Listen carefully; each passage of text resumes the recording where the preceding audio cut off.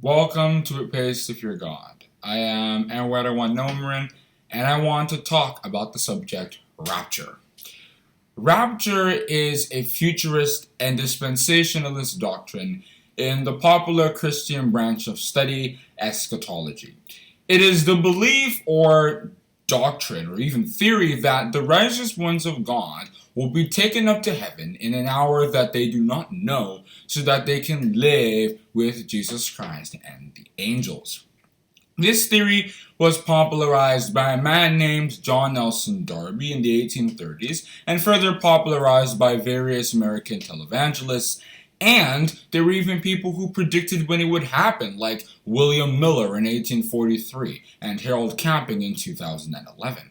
And today, many Christians, uncountable, believe that they will be raptured at some point.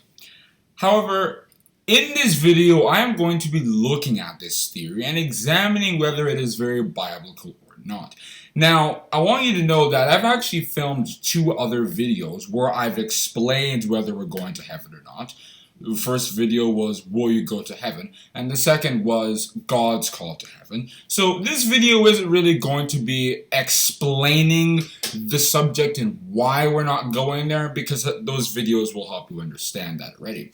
This video will be going into one of the main verses that people use to explain rapture, which is Matthew chapter 24 and verses 40 and 41. And I'll be explaining what that verse really means, both in the Old Testament and in our time, the last days. And then I'll go into a couple subjects that people don't understand that makes them believe in rapture. So let's just start off with Matthew chapter 24 verses 40 and 41, which reads, Then shall two be in the field, the one shall be taken and the other left. Two women shall be grinding at the mill, the one shall be taken and the other left. It's quite obvious why people would use such a verse to describe rapture, because physically it looks so much like that's what it's talking about. But really, Jesus Christ is speaking about what the gospel message does, how it works. Two people who are very similar physically, they could be brothers or sisters, work in the same place, live very similar lives. All of a sudden, the gospel message pulls out their differences and they react so differently. And we can understand this with the parable of the sower in Matthew chapter 13 from verses 3 to 9. The seed that farmer was sowing in various places is the word of God in our time. And if you look at where it was landing, good ground, stony places, thorns, on the wayside, of course, that represents the differences in hearts that the word of God lands in. It is preached all over the world, if we read Matthew chapter 24, verse 14, and some people will just outright reject it. It's just not for them. Some people, they'll accept it, but then things happen generally. Then some, they really accept it, they start living their lives out, but then lusts of this world, what Jesus Christ would call the cares of this life, in Luke chapter 21, verse 34,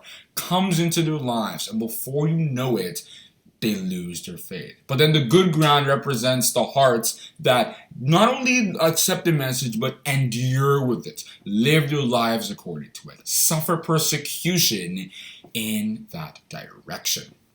And if you look at examples in the Old Testament, it helps us understand the difference that people who are very similar physically can suddenly have. Now, I want you to understand, it's not that a gospel is being preached to them and then you start to see those differences, but rather it's that God chooses certain people. Some are taken and then the others are left behind.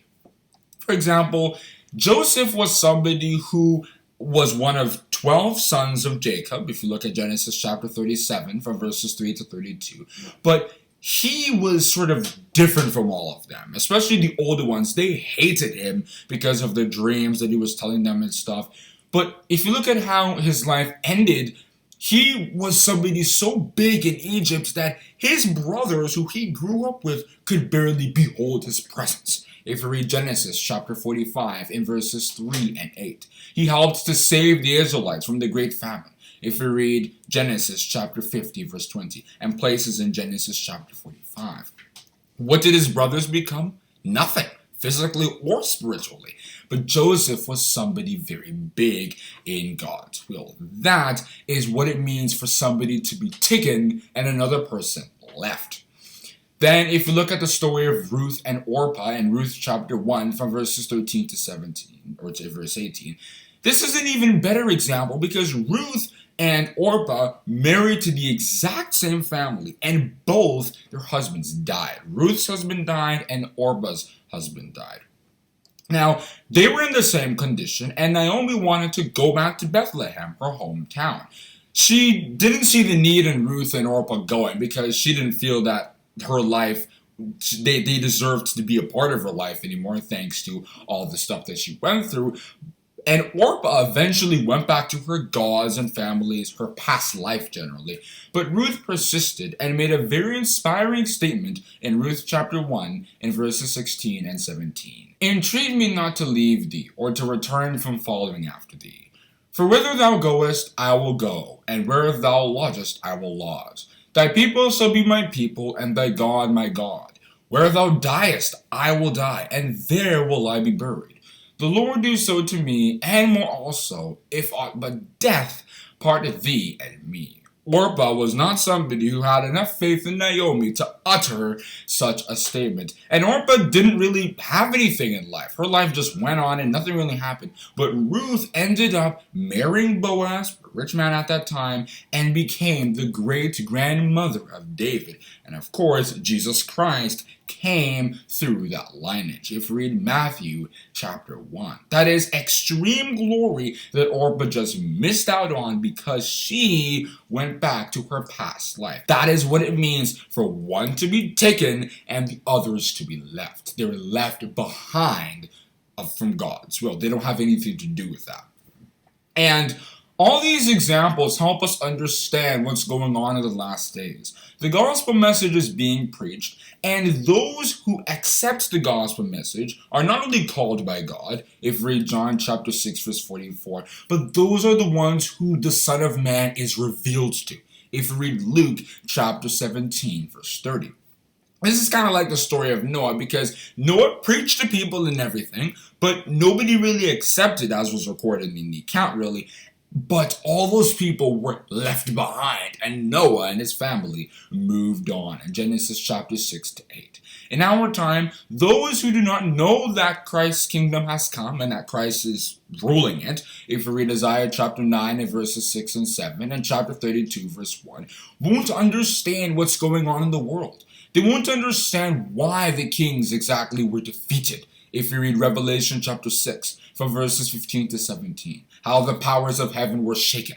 If you read Matthew chapter 24 verse 29, they won't understand why spirituality is fading, why it's like a famine. If you read Amos chapter 8 verse 11, they won't understand how Jesus Christ is creating a new system to rule the world, the new heaven and the new earth. In Revelation chapter 21, from verses 1 to 5, Isaiah chapter 65 verse 17, and 2 Peter chapter 3 verse 13.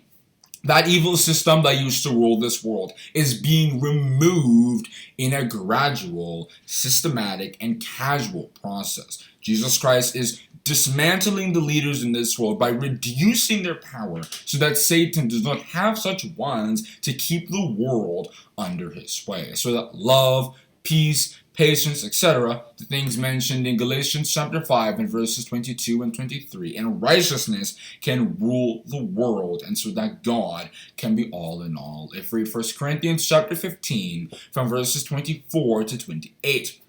Most Christians don't know anything that I have just said, and because of that, those people are left behind because they'll go run after the things of the world and they will pass away, if you read 1 John chapter 2 from verses 15 to 17. But those who understand the signs of the times and live their lives accordingly, prayerfully and soberly, if you read 1 Peter chapter 4 verse 7, are the ones who are considered the ones who are taken, and the others who do not understand are the ones who are left behind. They are not considered in what God is doing. And because of this, there are various verses in the Bible that have described Jesus' coming as being like a thief in the night, like in 1 Thessalonians chapter 5 verse 2 and Revelation chapter 16 verse 15. Behold, I come as a thief. Blessed is he that watcheth and keepeth his garments, lest he walk naked and they see his shame. People think that this means that the rapture will come in an hour that they don't know. No, it means that people will not understand Jesus Christ coming. And if you look at the world, that is almost obvious. But it's not because Jesus Christ plans that specifically, as in, okay, Jesus Christ wanted to really be secret.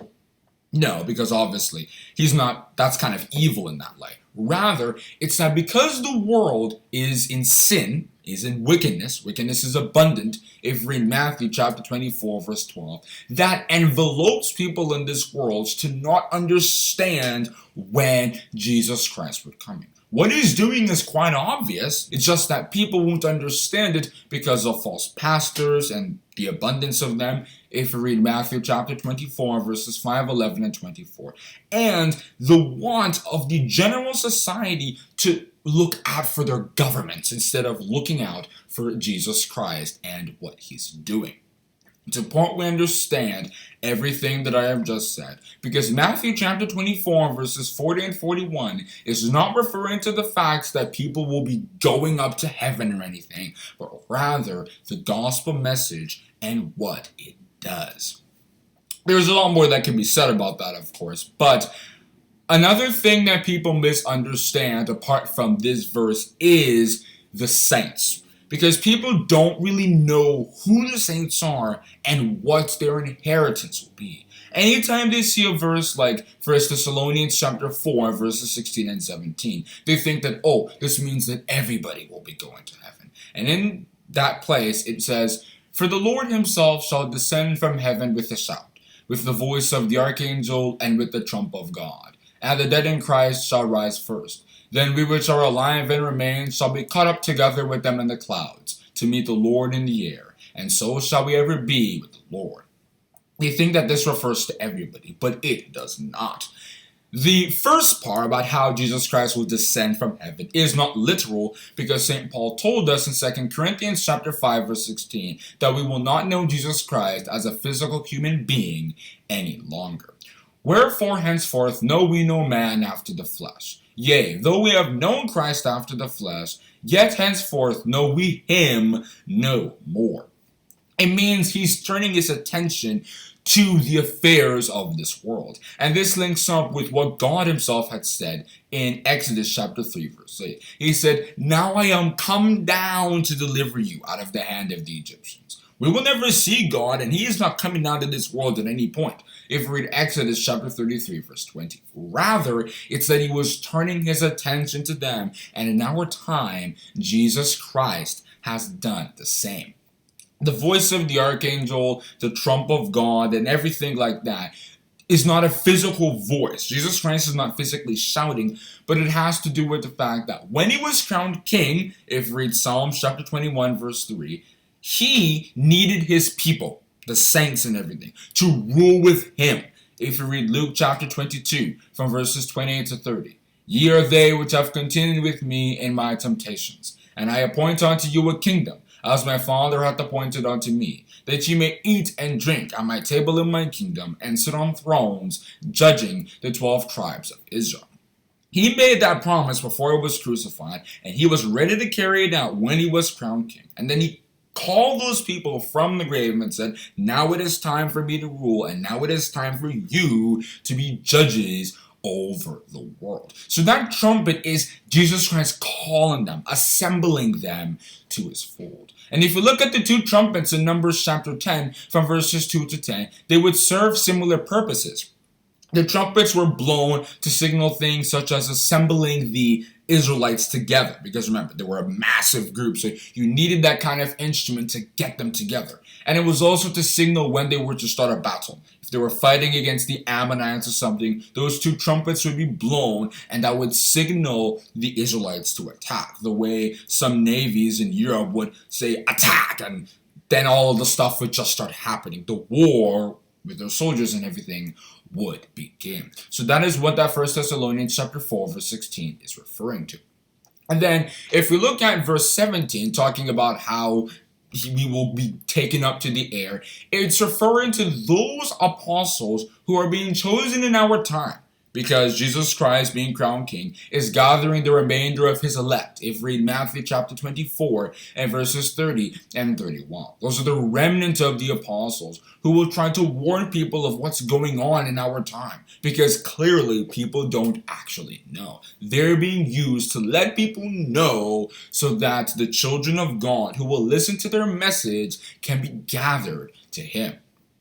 And he shall set up an ensign for the nations, and shall assemble the outcasts of Israel, and gather together the dispersed of Judah, from the four corners of the earth. Isaiah chapter 11 verse 12. That is the role of the saints, and that is what is going to happen, and is happening. And if we look at Revelation chapter 6 and verses 10 and 11, some of the apostles, figuratively, were saying, "How long, O Lord, holy and true, dost thou not judge and avenge our blood on them that dwell on the earth?" And the response was, "Wait, because your brothers, the other apostles, need to be chosen first so that the number can be complete." And the remainder of that number is being chosen in our time. I hope we now understand who the saints are and how the whole concept of rapture isn't really real, because the saints are a specific class of people who will be taken to heaven. And we will not see them be taken to heaven, of course. It just means they're going to die, and then they're going to immediately be changed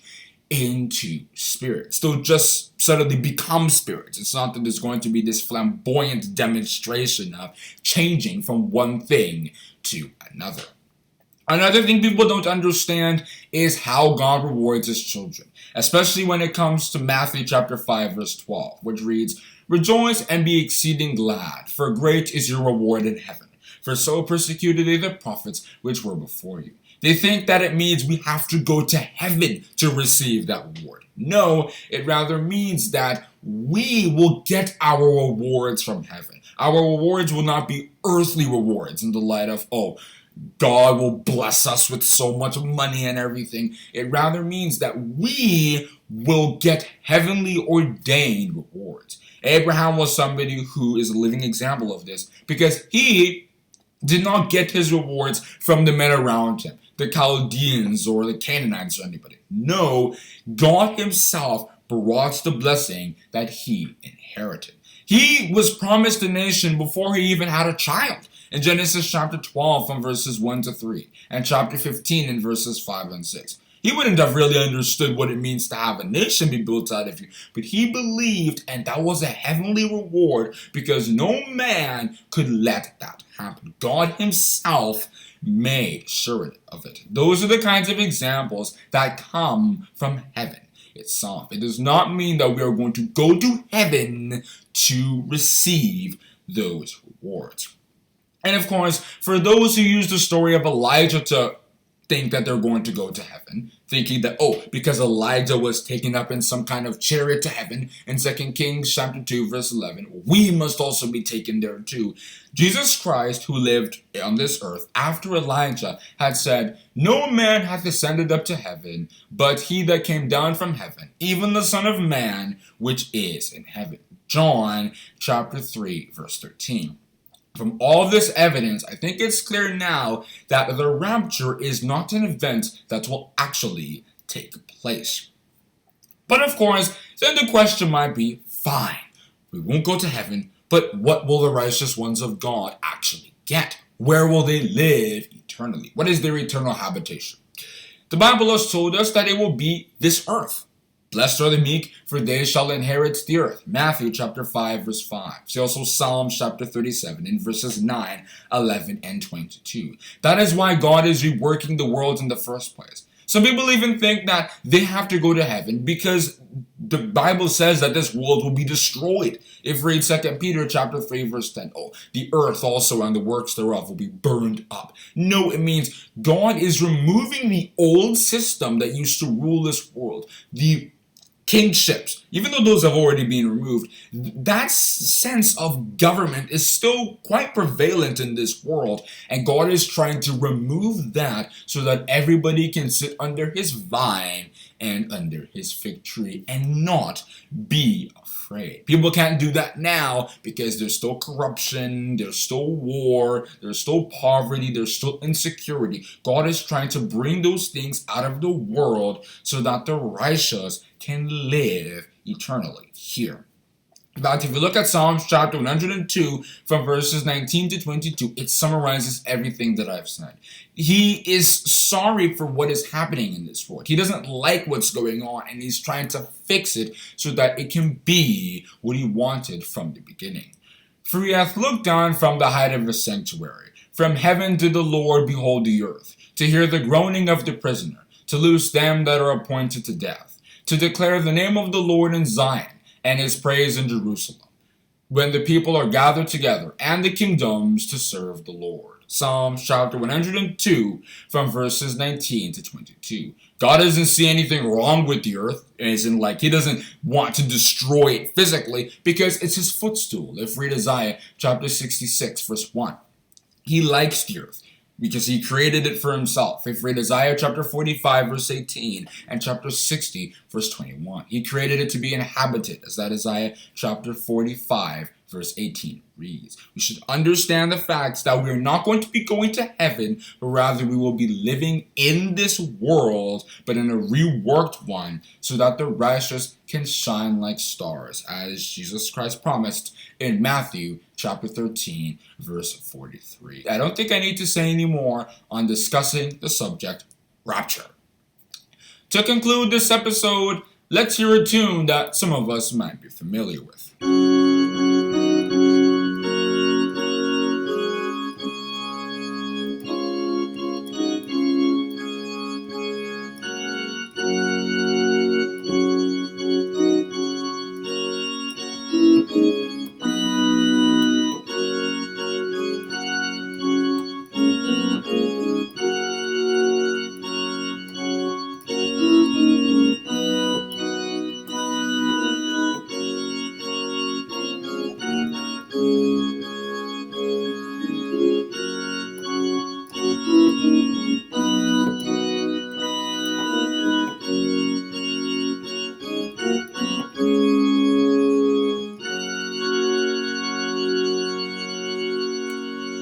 If you enjoyed my discussion on Rapture, don't forget to subscribe and hit the notification bell.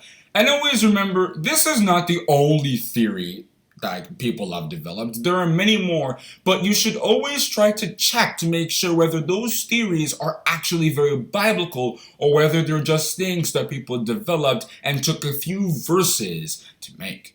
For I testify unto every man that heareth the words of the prophecy of this book. If any man shall add unto these things, God shall add unto him the plagues that are written in this book. And if any man shall take away from the words of the book of this prophecy, God shall take away his part out of the book of life, and out of the holy city, and from the things which are written in this book. Have a good day.